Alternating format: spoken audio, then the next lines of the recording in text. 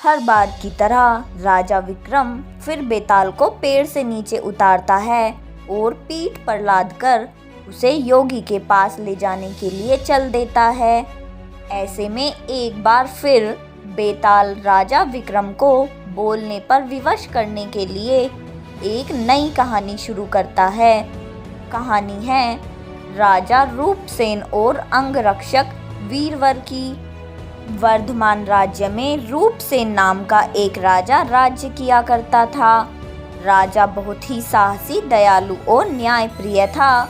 यही वजह थी कि केवल वर्धमान में ही नहीं बल्कि उसके आसपास के राज्य से सटे सभी राज्यों में भी राजा रूपसेन के व्यक्तित्व की मिसाल दी जाती थी। एक दिन रूपसेन के दरबार में वीरवर नाम का एक व्यक्ति आया। जब राजा ने उसके आने की वजह पूछी तो वीरवर बोला, मुझे नौकरी चाहिए और मैं अंगरक्षक के तौर पर आपकी सेवा करना चाहता हूँ।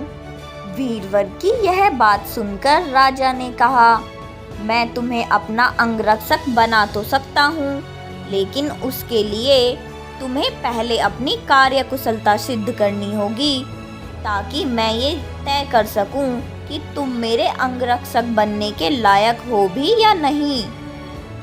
राजा की यह बात सुन वीरवर फौरन तैयार हो गया। उसने अपने बाहुबल के साथ अपना शस्त्र कौशल भी दिखाया। वीरवर की सभी विशेषताओं को देखकर राजा रूपसेन बहुत प्रभावित हुआ। राजा ने पूछा, वीरवर बताओ, अगर मैं तुम्हें अपना अंगरक्षक बनाता हूँ तो तुम्हें प्रतिदिन खर्चे के लिए क्या चाहिए? राजा के इस सवाल पर वीरवर बोला, महाराज, आप मुझे 10,000 तोले सोना दे देना। वीरवर का इतना कहना था कि दरबार में मौजूद सभी लोग हैरान होकर वीरवर की ओर देखने लगे। राजा रूपसेन भी वीरवर की मांग पर आश्चर्य में पड़ गए। हो भी क्यों ना, वेतन के रूप में वीरवर ने इतनी बड़ी रकम जो मांग ली थी। राजा ने गंभीर होकर वीरवर से पूछा, तुम्हारे परिवार में कितने लोग हैं? वीरवर ने उत्तर दिया, कुल 4 महाराज। मैं, मेरी पत्नी, एक बेटा और एक बेटी। वीरवर का जवाब सुन राजा ने मन ही मन में सोचा कि आखिर 4 लोगों के भरण पोषण के लिए इसे इतने धन की क्या आवश्यकता है। फिर कुछ सोचकर उसने वीरवर को 1000 तोला सोना प्रतिदिन बतौर खर्च देने की बात मान ली। काम सिर्फ इतना था कि उसे हर रात राजा की सुरक्षा के लिए राजा के कक्ष के बाहर पहरा देना था। राजा यह जानना चाहता था कि वीरवर इतने धन का क्या करेगा। उसने वीरवर को 1000 तोला सोना देकर रात में नौकरी पर आने को कहा और गुप्त रूप से कुछ सैनिकों को उसके पीछे लगा दिया। वीरवर नौकरी और मनचाहा वेतन पाकर बहुत खुश हुआ। वीरवर सोना लेकर खुशी खुशी घर गया और आधा सोना ब्राह्मणों में बांट दिया। बाकी जो आधा बचा उसे 2 हिस्सों में किया। एक हिस्सा वैरागियों, सन्यासियों और मेहमानों को दिया। फिर बचे हुए सोने से अनाज मंगाया और बढ़िया पकवान बनवाए। तैयार पकवान को पहले गरीबों को खिलाया और फिर उसके बाद जो बचा उसे अपने परिवार के साथ मिल बांट कर खा लिया। वीरवर की निगरानी कर रहे सैनिकों ने यह सारा नज़ारा देखा और जाकर राजा को बताया। राजा को यह जानकर संतोष हुआ कि उसके द्वारा दिए गए धन को वीरवर अच्छे काम में लगा रहा है। अब राजा को यह देखना था कि वीरवर अपने काम में कितना खरा उतरता है। वीरवर जब महल पहुंचकर राजा के कक्ष के बाहर पहरा देने लगा तो राजा सोया नहीं। राजा पूरी रात चुपके से जांच करता रहा कि वीरवर अपना काम कितनी ईमानदारी से करता है। राजा ने पाया कि वीरवर बिना पलक झपकाए पूरी मुस्तैदी से कक्ष के बाहर पहरा दे रहा था। वीरवर की ऐसी कर्तव्य निष्ठा देख राजा बहुत ही खुश होता है। वीरवर इसी तरह सूरज ढलते ही महल पहुंच जाता और राजा की सुरक्षा में तैनात रहता। जब भी राजा को किसी भी चीज की जरूरत होती, वीरवर हमेशा हाजिर रहता। ऐसे ही देखते देखते कई माह गुजर गए। एक रात कुछ अजीब घटना घटी। राजा ने आधी रात किसी स्त्री के रोने बिलखने की आवाज सुनी। स्त्री की आवाज सुन राजा बहुत हैरान हुआ। राजा ने वीरवर को बुलाया और कहा, जाओ और जाकर पता लगा कर आओ कि इतनी रात को कौन रो रहा है, साथ ही उसके रोने की वजह भी मालूम करना। राजा का आदेश मिलते ही वीरवर वहां से फौरन उस स्त्री के रोने का कारण जानने के लिए निकल पड़ता है। थोड़ी दूर जाने के बाद वीरवर को एक स्त्री दिखाई दी। वह स्त्री सर से पांव तक गहनों से लदी हुई थी। वह कभी नाचती, कभी कूदती और कभी सर पटक पटक कर रोती। यह सब देख वीरवर उस स्त्री के पास गया। उसने स्त्री से ऐसा करने के पीछे का कारण पूछा। वीरवर के पूछने पर स्त्री बोली, मैं राजलक्ष्मी हूँ। रोती इसलिए हूँ कि राजा रूपसेन की जल्द ही मौत होने वाली है। उनकी कुंडली में अकाल मृत्यु लिखी है।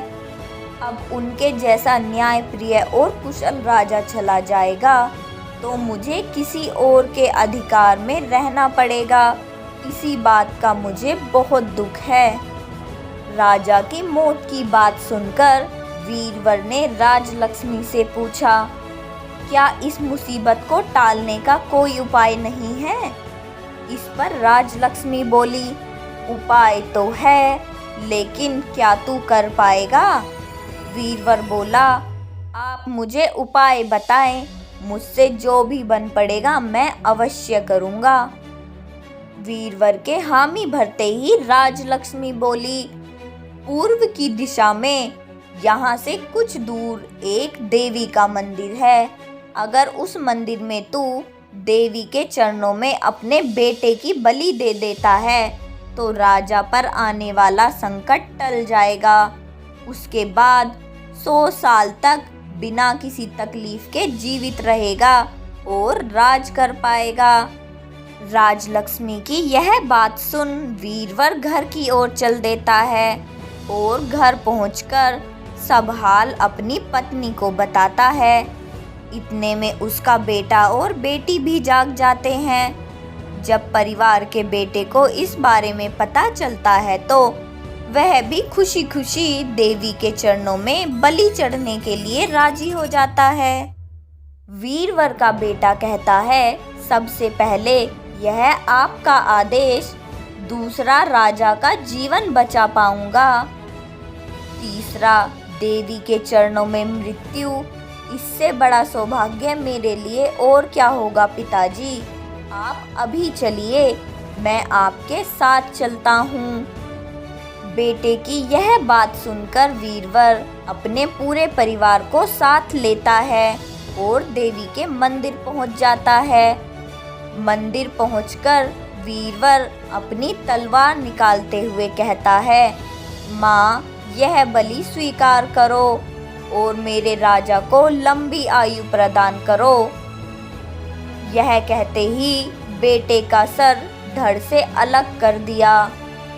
भाई की मौत पर वीरवर की पुत्री भी माता के चरणों में सर पटक पटक कर अपनी जान दे देती है।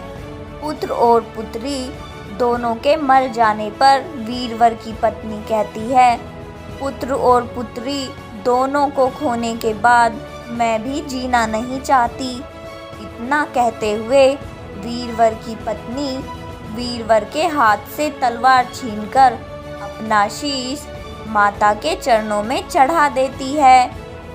पत्नी की मृत्यु के बाद अब वीरवर सोचता है कि मैं अपने पूरे परिवार में अकेला रह गया हूँ, तो फिर मेरे जीने का भी क्या फ़ायदा। यह सोचते हुए सामने पड़ी तलवार से वह खुद को भी खत्म कर लेता है। इस बारे में जब राजा रूपसेन को मालूम हुआ तो वह भी मंदिर पहुंचा और सारा नज़ारा देखकर बहुत दुखी हुआ। उसने सोचा कि मेरी जान बचाने के लिए 4 लोगों ने अपनी जिंदगी गंवा दी। ऐसे में धिक्कार है मेरे राजा होने पर। ऐसे जीवन का मैं क्या करूँगा। बस यही सोचकर राजा अपनी तलवार खींच लेता है।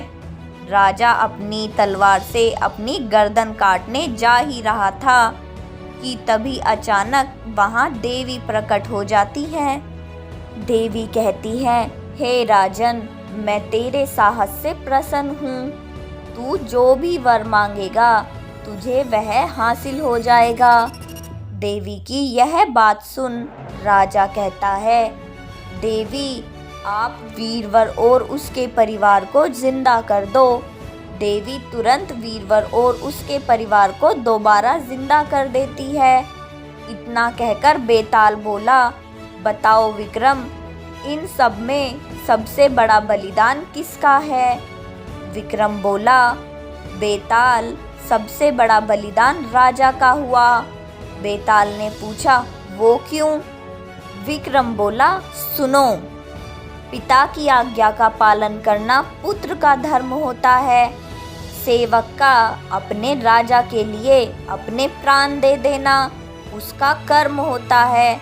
वहीं अगर राजा अपने सेवक के लिए अपनी जान देने को तैयार हो जाए तो वह बहुत बड़ी बात होती है। इसलिए राजा का बलिदान ही सबसे बड़ा हुआ। विक्रम से यह जवाब पाकर बेताल कहता है, बहुत खूब विक्रम, तूने सही जवाब दिया, लेकिन तू फिर भूल गया। मैंने कहा था ना कि तू बोला तो मैं चला।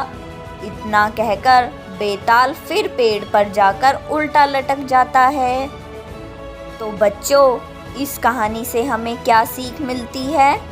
एक सच्चा राजा और नेता वही होता है जो अपनी प्रजा के लिए हमेशा समर्पित रहता है और उसके लिए जान की बाजी लगाने को भी हमेशा तैयार रहता है।